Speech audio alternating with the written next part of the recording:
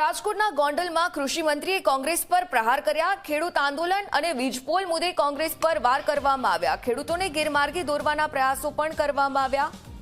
વીજપોલ મુદ્દે ભાજપ સરકારે ચર્ચા કરી જીતુ વાઘાણી દ્વારા નિવેદન આપવામાં આવ્યું। અમારા ઉર્જા મંત્રી આ અંગે કાર્ય કરી રહ્યા છે।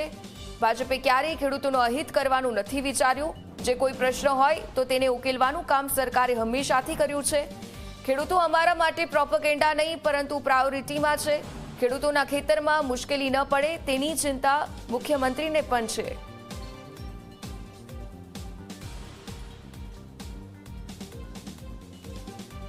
એના મનમાં શુદ્ધ ભાવ હોય ને એને જ સફળતા મળે ને એને જ ઈશ્વરના ખેડૂતોના આશીર્વાદ મળે।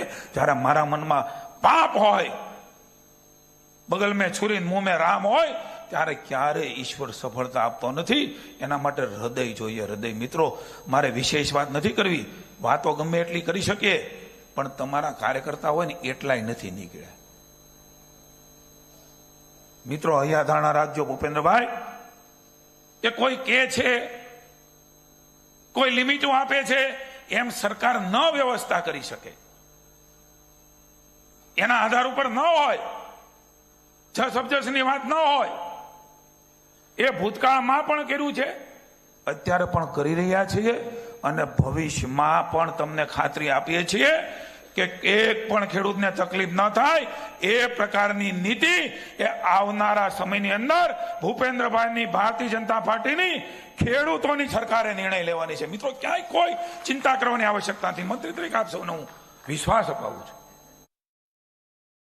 ઉર્જા મંત્રી એ સતત ચિંતા કરી રહ્યા છે, બધી પ્રક્રિયાઓમાંથી કેમ બહાર નીકળાય, અને સાથે સાથે એ મિત્રો નિર્ણય ન થાય ત્યાં સુધી ભૂપેન્દ્રભાઈ એમણે કહ્યું છે ખેડૂતોના ખેતરમાં મુશ્કેલી ન પડે ને એની પણ સરકારે સૂચના આપી છે।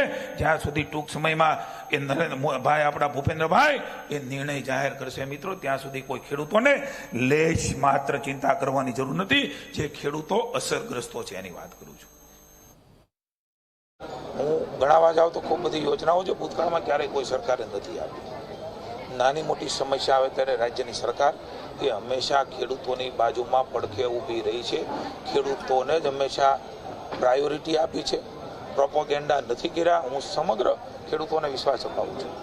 અમારા મન, તમારી અંદર બેઠેલો ભગવાન રામનો રાજીપો, ઈશ્વર જોવે એ રીતે આર્ટિફિશિયલ નહીં। તમને જે જરૂરિયાત હોય, ભૂતકાળમાં પણ ભૂપેન્દ્રભાઈએ બોલ્યા વગર ખૂબ કર્યું છે।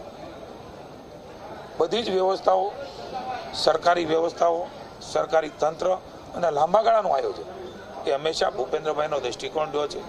ટૂંકા ગાળાના આયોજન, ટૂંકા ગાળાની નીતિઓ અને કોઈની લોભામણી વાતો અને શોર્ટકટ એ ક્યારેય રાજ્યની સરકાર અપનાવતી નથી।